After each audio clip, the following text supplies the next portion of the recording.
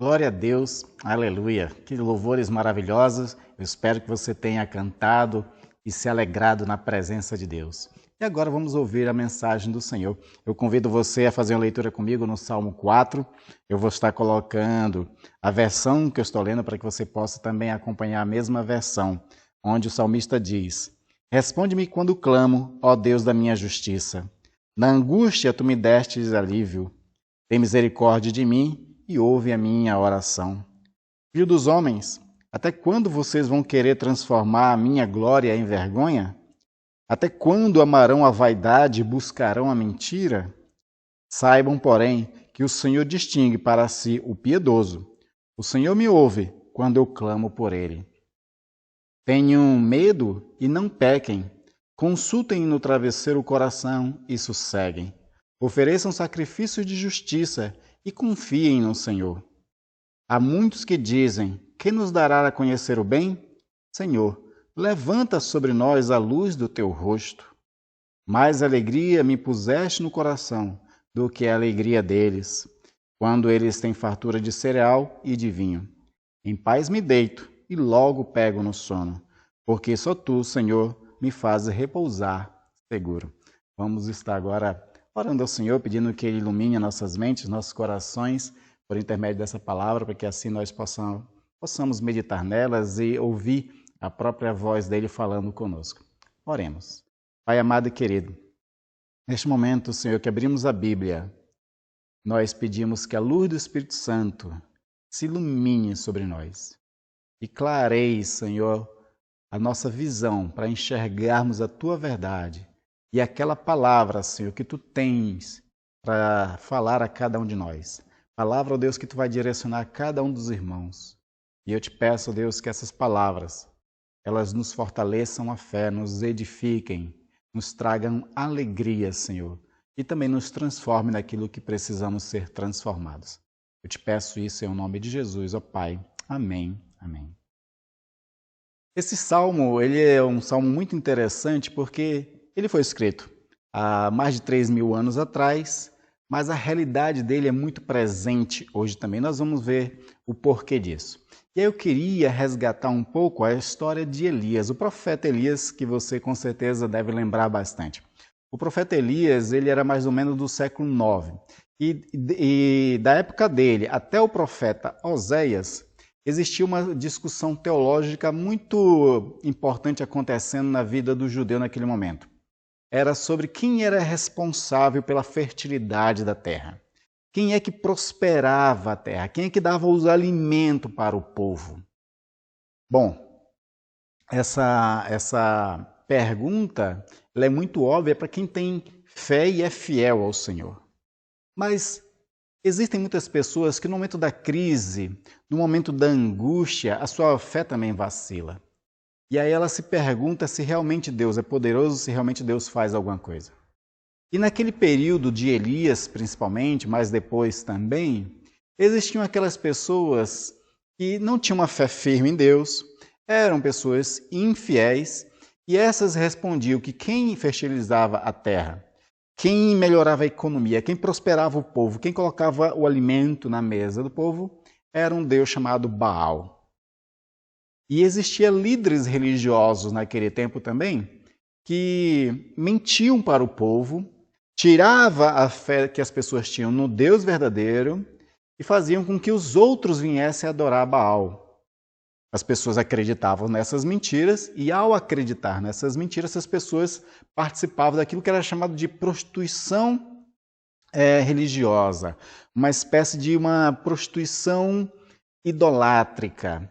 E mesmo porque os rituais relacionados a sacrifícios e para agradar Baal era realmente feito na área do sexo. O sexo era uma forma de fazer essa prostituição ritualística, essa prostituição que é chamada sagrada. E assim o povo de Deus estava se pervertendo com essa mentira de que quem era o Deus da fertilidade, o Deus da prosperidade, o Deus que prosperava o povo era Baal. Mas Deus também tinha os seus profetas verdadeiros, e Elias era um deles. E Elias, ele vai mostrar para o povo quem é o Deus verdadeiro.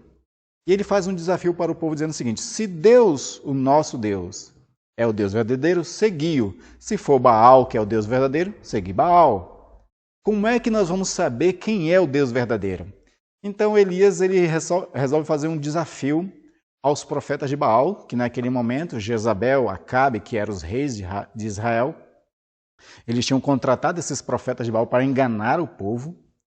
Então ele faz um desafio a esses profetas, que eram 400, a fazer um sacrifício.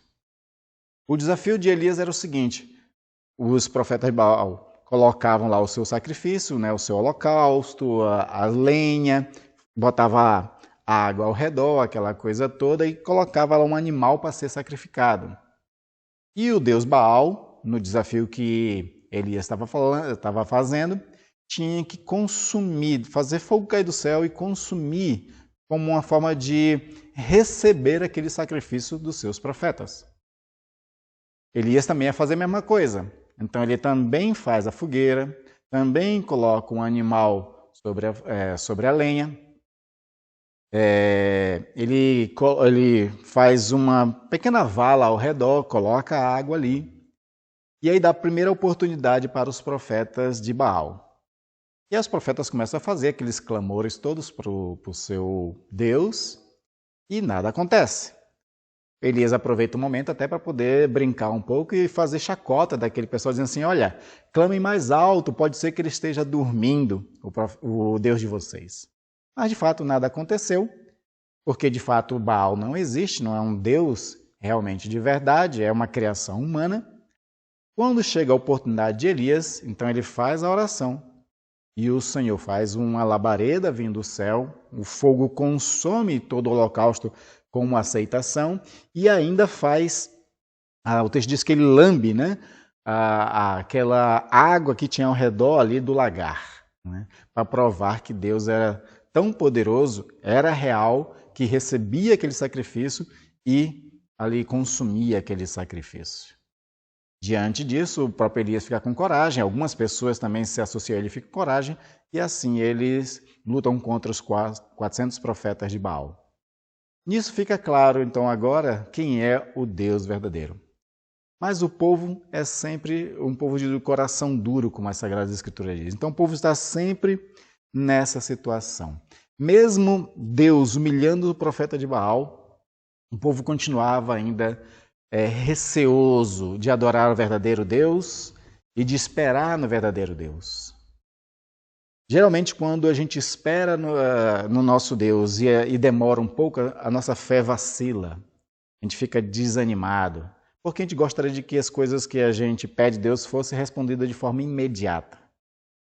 Então, mais tarde, você vai ver Elias novamente tendo que mostrar que Deus, o Deus de Israel, o Deus lá que chamou Abraão, Isaac, Jacó, era o Deus verdadeiro. Então ele resolve dizer para Acabe de que vai chover. Porque tempos antes, 3 anos antes, o próprio Elias tinha profetizado que viria uma seca muito grande sobre Israel por conta do pecado do povo e da idolatria dos seus reis. E aí, de fato, Deus ele cerra os céus e não chove por 3 anos. E aí, nesse momento em que Elias agora está querendo mostrar que Deus, além de atender à oração para receber um sacrifício, Deus também pode prosperar. Deus pode melhorar a economia de Israel, fazendo que a chuva voltasse a cair. E ele faz aquela oração em que sobe uma pequena nuvem do tamanho da mão de um homem lá no rio, e aí depois ela cresce, e aí começa a chover, e a chuva a gente sabe que ela é muito importante no Oriente Médio para poder regar a terra e fazer com que a sementeira possa ali brotar e haver a colheita para que eles possam ver. É um povo da agricultura e pastoreio também, então eles dependiam disso, dependiam da chuva para que a sua economia voltasse. Essa era a realidade do profeta naquele momento. O salmista, ele parece que se encontra numa situação muito parecida, onde o povo também está abandonando um pouco Deus, ou está sendo infiel ao seu Deus, não está esperando em Deus, e também está em dúvida sobre a questão de quem deve ser adorado, em quem se deve esperar.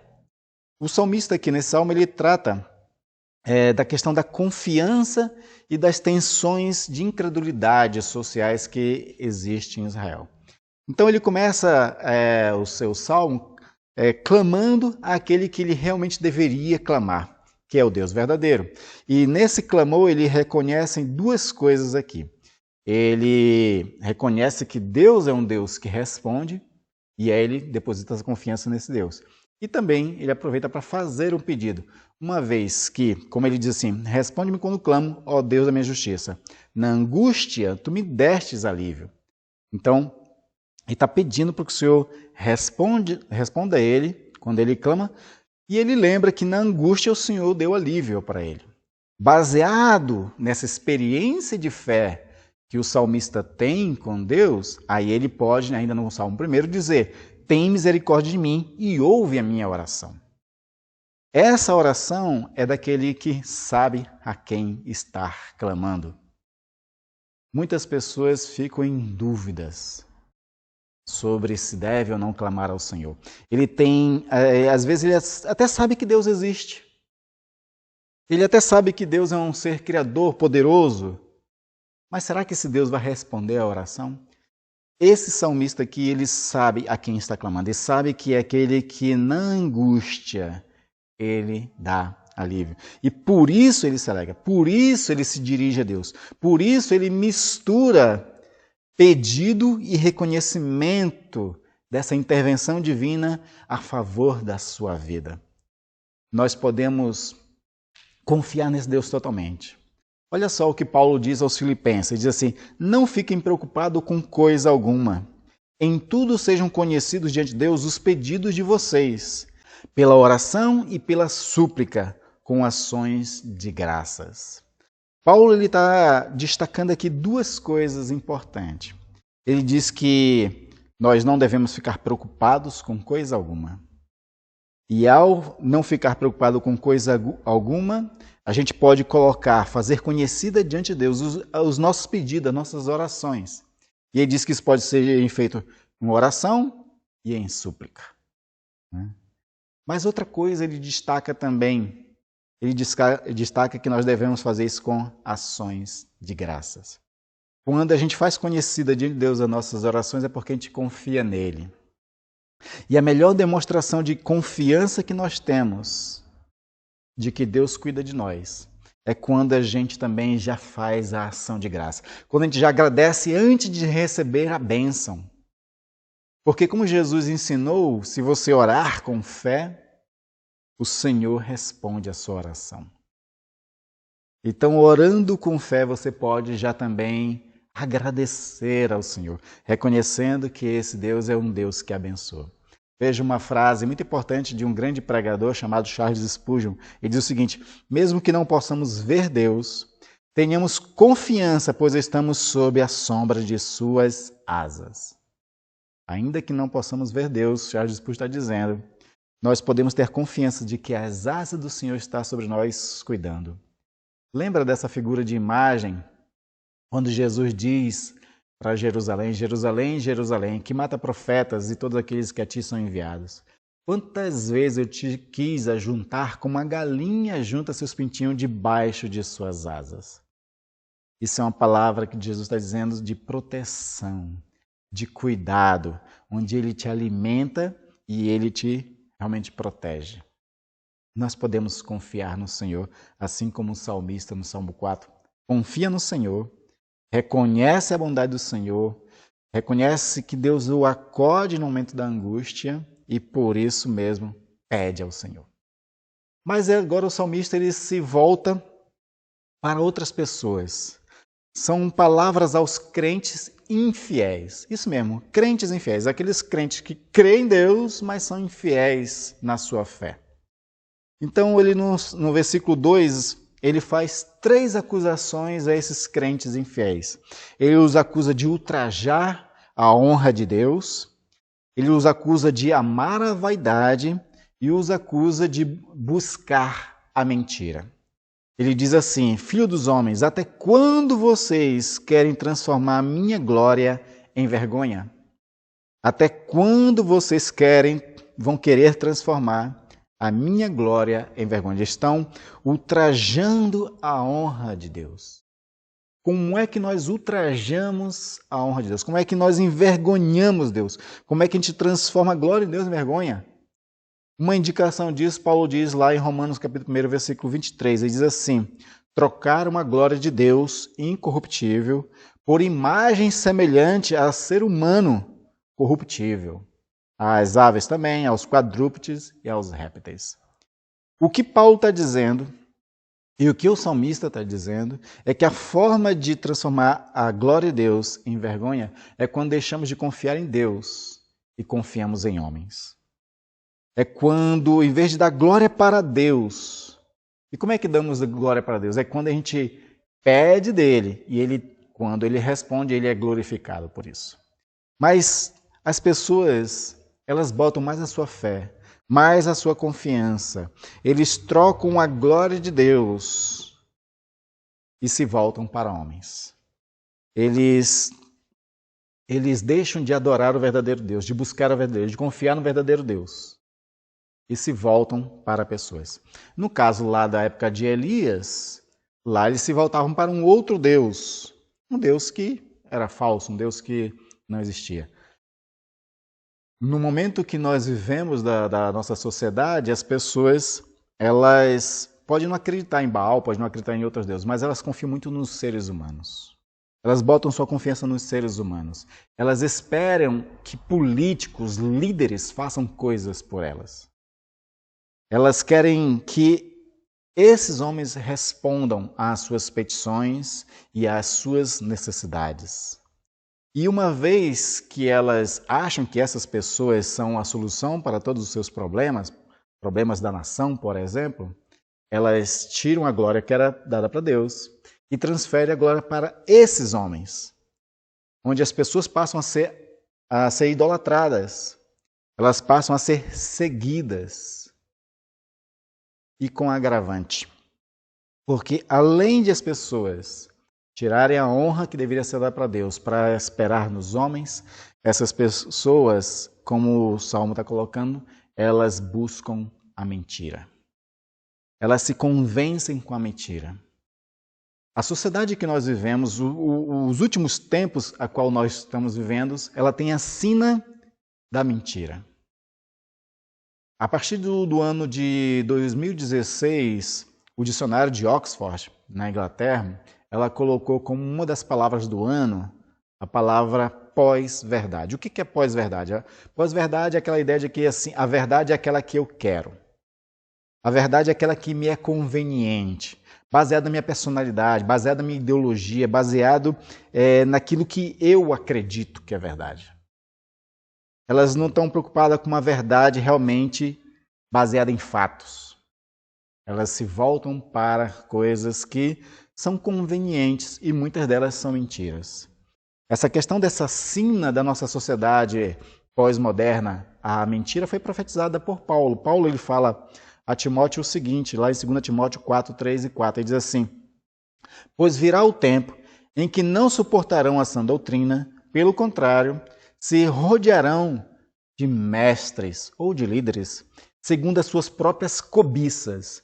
Esses mestres, esses líderes são cobiçosos. Eles mentem baseado naquilo que eles querem alcançar. Mas Paulo continua dizendo o seguinte, essas pessoas que se rodearão de mestres segundo as suas próprias cobiças, elas estão como sentindo coceira nos ouvidos. Elas se recusarão a dar ouvidos à verdade. Essa é a sina da nossa sociedade. Elas se recusarão a dar ouvidos à verdade, entregando-se a fábulas. O que é fábulas? São mentiras. São coisas inventadas que são espalhadas hoje em dia pelas redes sociais. Existe uma máquina hoje que espalha mentiras. Paulo ainda fala lá em Romanos, capítulo 1, versículo 25, mais alguma coisa. Ele diz assim, eles trocaram. Essas pessoas que abandonam Deus, elas trocaram a verdade de Deus pela mentira, adorando e servindo a criatura em lugar do Criador. Então existem muitas pessoas hoje que elas mentem, elas conseguem muitos seguidores e ainda por cima são adoradas. Adoradas. É isso que a sina, né? Aquilo que foi profetizado para os tempos a qual nós estamos vivendo. O salmista, como eu falei no início dessa mensagem, ele pregou isso no ano 1000 antes de Cristo, uns 3000 anos atrás. Aquela realidade, ela também está presente hoje. Por quê? Porque o ser humano é igual, sempre. O ser humano nunca muda. E essa que é a verdade. Mas ainda a terceira coisa que esse salmista fiel critica dos crentes infiéis é que eles também amam a vaidade. Está isso no versículo 2, né? Eles transformam a glória de Deus em vergonha e diz assim, até quando amarão a vaidade e buscarão a mentira? Então eles buscam a vaidade. O mesmo Paulo que eu estava citando no capítulo 1 de Romanos, no capítulo 8, versículo 20, ele diz o seguinte, que a criação está sujeita à vaidade. As coisas hoje são baseadas nas vaidades. O que é vaidade? Vaidade, ela quer dizer aquilo que é fútil, aquilo que é inútil. A psicologia e a teologia sempre disseram uma coisa interessante. Quando a gente se desliga de Deus, fica um vazio existencial no nosso interior. E as pessoas, porque não querem voltar-se para Deus, elas tentam preencher esse vazio com muitas coisas. E todas essas coisas, no final das contas, vão ser inúteis. Aquilo que Eclesiastes, que é um dos textos que mostra essa depressão de uma pessoa que vê um vazio existencial em todas as coisas. Então ele diz, vaidade das vaidades, tudo é vaidade. De fato, as pessoas correm para aquilo que é inútil, para aquilo que é fútil, para aquilo que é efêmero, aquilo que não tem gosto de eternidade, aquilo que realmente preenche o vazio que está no nosso interior, que, como diz alguém no passado, esse vazio interior é do tamanho de Deus. E não existe nada na criação que é do tamanho de Deus para preencher esse vazio. Por isso que as pessoas elas buscam as fugas, né, que a psicologia fala. Elas correm para as drogas, para o álcool, para o sexo, para a riqueza. Elas tentam preencher as suas vidas com tanta coisa e ainda assim se sentem vazias. Por isso que nossa sociedade hoje é uma sociedade da ansiedade, da depressão, do tédio, da monotonia. Agora o tempo de pandemia tem revelado isso. A pandemia tem revelado essa ansiedade das pessoas, a depressão. As pessoas têm ficado cada vez mais perturbadas. Muita violência doméstica vem existindo nesse tempo porque as pessoas estão assim perdidas por conta de um vazio que só pode ser preenchido com Deus. Mas muitos não querem Deus e vai atrás dessas outras coisas. Falando ainda sobre a vaidade, Charles Spurgeon também diz uma outra coisa bem interessante. Diz assim que quanto mais do céu existe em nossos corações, menos da terra cobiçamos. A cura para o vazio existencial, a cura para esse pecado da vaidade é se encher, colocar nos nossos corações as coisas do céu. E quanto mais coisa do céu existe nos nossos corações, como Charles Spurgeon está dizendo, menos da terra nós cobiçaremos. Jesus fala sobre isso, de que nós devemos acumular tesouros dos céus, né? Dada a importância de que as coisas celestiais, as coisas eternas, as coisas de Deus, elas sim nos preenchem. E ainda o salmista dá de mais algumas coisas, a partir do versículo 3 até o 5, ele dá, na verdade, algumas recomendações, algumas ordens para esses crentes infiéis. E assim, saibam, porém, que o Senhor distingue para si o piedoso. Olha, saibam isto. O Senhor distingue para si o piedoso. Aí ele se coloca, o salmista, dizendo assim, o Senhor me ouve quando eu clamo por ele. Se Deus ele faz distinção entre o piedoso e o fiel e o infiel, né? Essa pessoa tem que saber que para aquele que é fiel, o Senhor ouve quando clama. E o salmista, ele dá prova de si sobre isso. Quando eu clamo ao Senhor, ele me ouve. A mesma coisa fará com você também. Ele ouve aqueles que o amam, aqueles que buscam nele de fato, aqueles que depositam toda a fé somente nele. Ele faz isso. Segunda coisa que o salmista recomenda para esses crentes infiéis é: tenham medo e não pequem. Aí a ideia do temor a Deus. O temor é aquela questão daquela reverência ao Senhor, reconhecendo o poder dele, reconhecendo a dimensão de um Deus que de fato é criador de todas as coisas, que todas as coisas estão sob o seu controle e de que há de julgar vivos e mortos. Temam ao Senhor e não pequem. Pecado, como nós vimos na questão da vergonha, a glória de Deus é tirar a confiança de Deus e depositar essa confiança em outros lugares, em outras coisas, em outras pessoas. No caso do salmista aqui, ele está dizendo justamente isso. Tenham medo de Deus, temam a Ele, sirvam a Ele e não pequem, buscando fora de Deus aquilo que realmente preenche o seu vazio existencial. É isso que ele está querendo recomendar. Terceira recomendação que ele faz é: consultem no travesseiro o coração e sosseguem. Isso aqui é algo muito importante que nós precisamos para a nossa sociedade. A autoavaliação, a introspecção, o parar para reconhecer como é que nós estamos na nossa caminhada de fé. Qual está sendo as nossas atitudes? Principalmente agora no tempo de pandemia. Que tipo de atitude nós estamos tomando? Quais são as nossas crenças nesse momento? Como está a nossa vida diante de Deus nesse momento?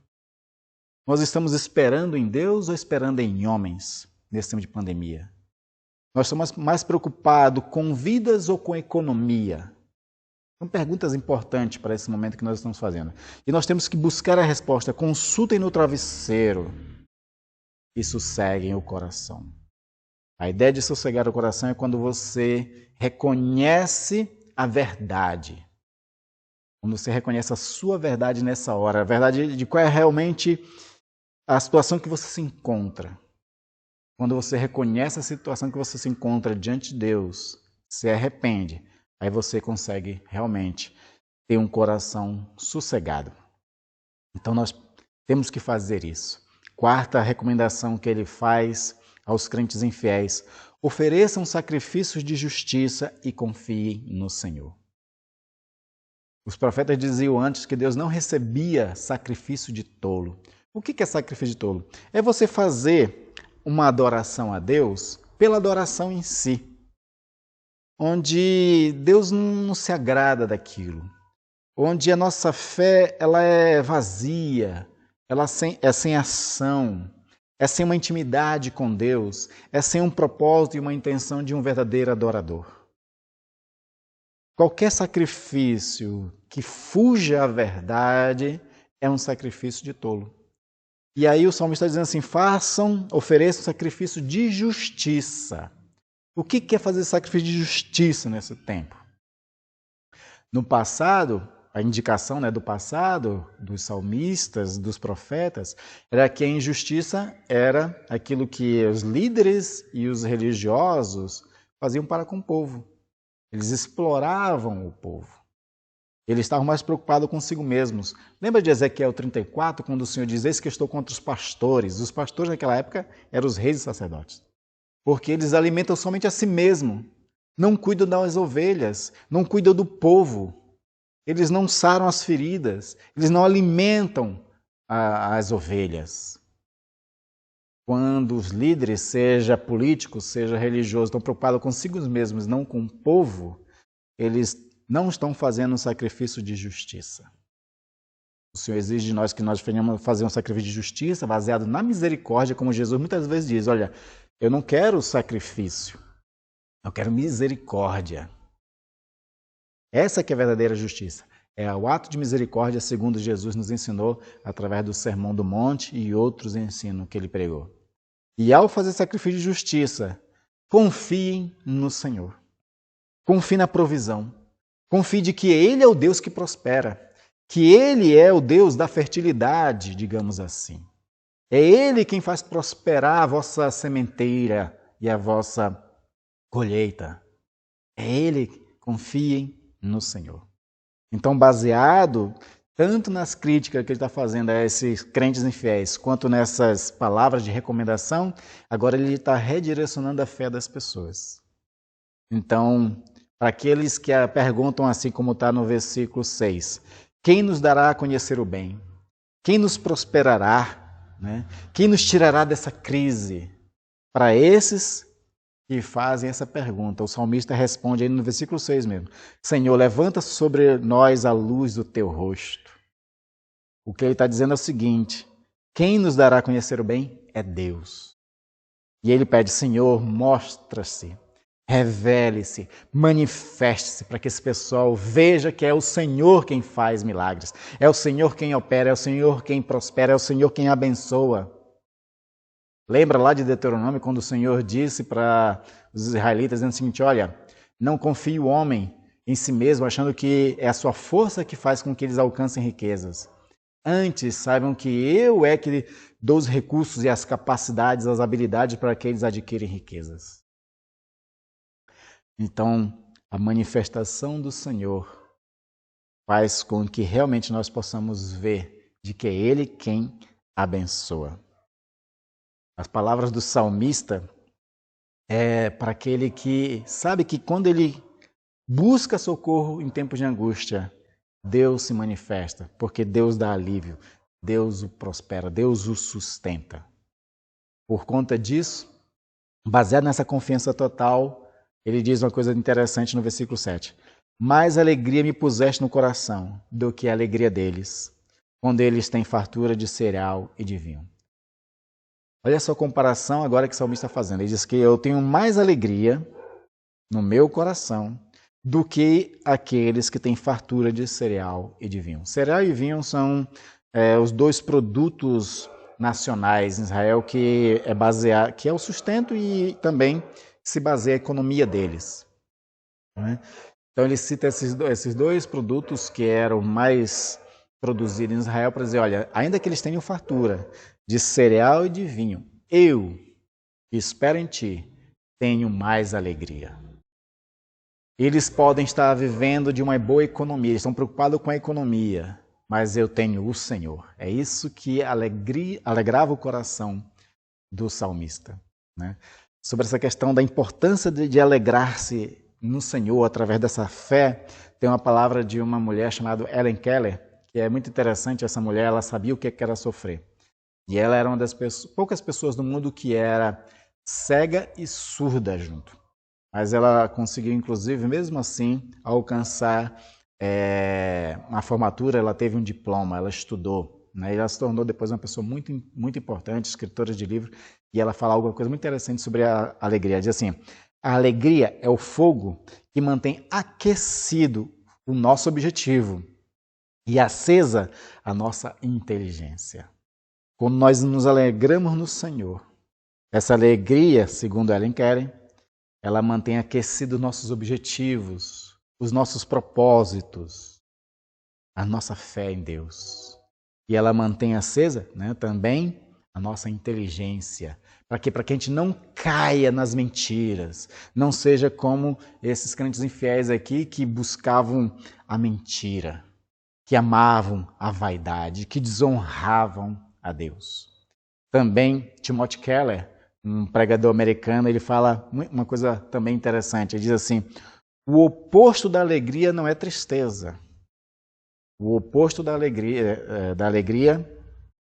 é a falta de esperança. Quando a pessoa não tem alegria, para Tim Keller, a pessoa perde a esperança. Então, a esperança ela é alimentada pela alegria que vem da fé no Senhor, nosso Deus. E uma vez que nós confiamos em Deus, e uma vez que nós depositamos nossa fé no Senhor, temos uma alegria que gera esperança em nós. Então nós podemos, como o salmista, no versículo 8 ele diz, em paz me deito e logo pego no sono. Ou seja, a gente pode dormir tranquilo. Como ele diz também, Senhor, Tu me fazes repousar seguro. E a segurança aqui em todos os sentidos. Econômica, pessoal, física, de saúde. Em paz me deito e logo pego no sono. porque tu, Senhor, me fazes repousar seguro. Esse salmo está trazendo para nós um grande desafio no tempo que nós vivemos, que é de continuar confiando em Deus. E é muito importante a gente pensar nesse salmo para os nossos tempos, por quê? Porque hoje as pessoas estão colocando a sua confiança e estão discutindo isso muito nas redes sociais sobre as questões políticas. A política está desvirtuando e desviando muitas pessoas. Nós temos que orar pelas nossas autoridades, Paulo recomenda. Mas a nossa confiança, a nossa esperança é no Senhor. É nele que nós temos que esperar que ele venha intervir e nos abençoar. Abençoar a nação e nos abençoar individualmente. Que nós não sejamos aqueles que envergonham o nome do Senhor. Que não amemos a vaidade. O que é vaidade? Vaidade pode ser poder, pode ser dinheiro, pode ser muita coisa. Tudo coisas inúteis e fúteis. E nós não temos que buscar a mentira e muito menos compartilhar, propagar mentiras. Antes, como o salmista também recomendou aos crentes infiéis, saber que o Senhor distingue o piedoso. E para os piedosos o Senhor ouve quando clama. Nós temos que temer a Deus e não pecar, tirando a glória que era dele para dar para outro. Nós temos que sempre estar no travesseiro, consultando os nossos corações, sempre fazendo autoavaliação sobre a nossa fé e nosso posicionamento de fé. E fazer sacrifícios de justiça, confiando sempre no Senhor. Amém, queridos? Que este salmo fortaleça a sua fé e redirecione para o Senhor somente. E se a sua fé já estava direcionada no Senhor, que ela só se confirme, que ela só se fortaleça, que ela só aumente cada dia mais. Oremos. Pai amado e querido, Senhor nosso Deus, Tu sabes a dificuldade que o mundo passa, que o Brasil está passando. A crise, Senhor, só está aumentando juntamente com a pandemia. E é crise de todas as ordens, crise política, crise econômica, crise de confiabilidade. O Brasil está polarizado, as pessoas encontraram na internet, Senhor, um ringue para brigar uns com os outros, onde tem ofensa de todos os lados. E tudo isso faz com que desvirtue, Senhor, a nossa fé, desvirtue nosso propósito, desvirtue o nosso olhar. E aí, enquanto a gente se perde focando nessas coisas, a gente deixa de olhar para o autor e consumador da nossa fé. A gente deixa de olhar para os montes, como o salmista dizia, que é de lá que vem o nosso socorro. O nosso socorro vem do Senhor. Claro que o monte que ele se referia era o Monte Sião, onde na fé israelita representava a presença de Deus. Que o nosso coração, que o nosso foco, o nosso olhar seja somente em Ti, Senhor. E tão somente em Ti. Nós oramos sim pelas nossas autoridades, oramos sim por esse país, que as coisas possam melhorar, Senhor, na política brasileira, na economia. Mas é em Ti que eu espero, é em Ti que nós confiamos e depositamos toda a nossa confiança e esperança, Senhor, para que os nossos corações se alegrem nesse tempo difícil, Pai. Nos ajuda, Senhor, a nunca tirar, Senhor, a glória que pertence a Ti e depositar em homens, ovacionando homens. Não deixa, Senhor, que nós venhamos de uma forma indireta, sejamos pequenos idólatras, não.